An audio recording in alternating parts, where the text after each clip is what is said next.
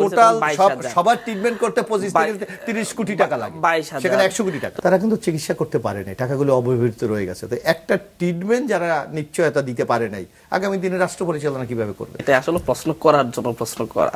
সরকারগুলি ওইরকম একজন আহত সে যে মানে হচ্ছে 1 কোটি টাকা দাবি করতেছে, যেমন সরকারি পদ বিএনপির ব্যক্তি আদালতে যে হচ্ছে খুনিরা বের হয়ে যাচ্ছে, এটা দায়ী কে নিবে?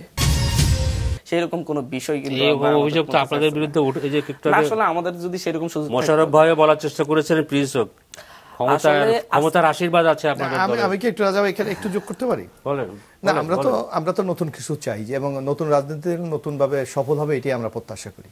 কিন্তু আমি এখানে হান্নান সাহেব একটা, যদিও এটা মানুষের মানের কাছে প্রশ্ন, এই যে বৈশ্যবিরোধী ছাত্র আন্দোলন যারা আহত, তাদের ট্রিটমেন্ট হোক, এটা আমরা কিন্তু চাই।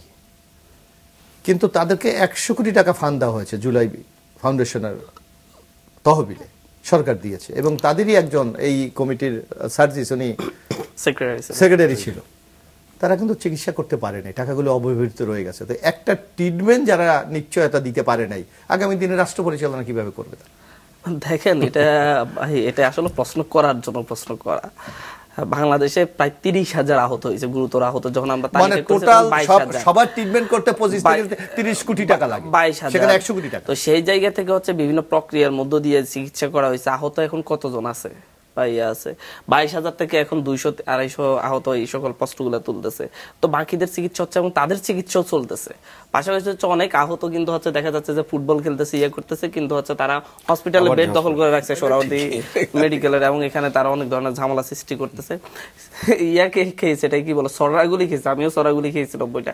ওইরকম একজন আহত সে যে মানে হচ্ছে 1 কোটি টাকা দাবি করতেছে, যেমন সরকারি পদ বিএনপির ব্যক্তি। এখন এই যে বিচার আদালতে যে হচ্ছে খুনিরা বের হয়ে যাচ্ছে, এটা দায়ী কে নিবে? Attorney general for BNP? প্রশ্ন করা দরকার আছে। এই বিষয়গুলো উপস্থাপনের জন্য জাস্ট উপস্থাপন করা, ভাই বিষয়টা আমাদের কাছে খুব খারাপ লাগে। 22,000 আহত থেকে যদি 150 জন 100 জন যখন হচ্ছে বের হয়, তারা কিন্তু হচ্ছে রাস্তায় যখন আটকায়, এদের মধ্যে আবার হচ্ছে আমাদের এখানে একটা ডিভিশন হয়নি। এটা বললে হয়তো খারাপ লাগবে, অনেকে কষ্ট লাগবে। আহত শুধুমাত্র সরকার বিরোধী আন্দোলনে আহত ছিল না, সরকার পক্ষের ছিল। তাদের ডিভিশনটা কিন্তু আমরা করতে পারি নাই, বুঝতে পারছেন? এমন আছে যে হচ্ছে থেকে টাকা নিয়ে গেছে, থেকে পরবর্তীতে জানা গেছে যে হচ্ছে সে মানে হচ্ছে ছাত্রলীগের পক্ষে বলা ফিরাইতে গিয়ে করছে। এরকম অনেক ঘটনা আছে। আহতদের তালিকায় চলে গেছে। আমি ঢাকা বিশ্ববিদ্যালয়ের প্রথম গুলি খেয়েছি, মানে হচ্ছে আমার নাম কিন্তু আসে না, আহতদের তালিকায় আসে না।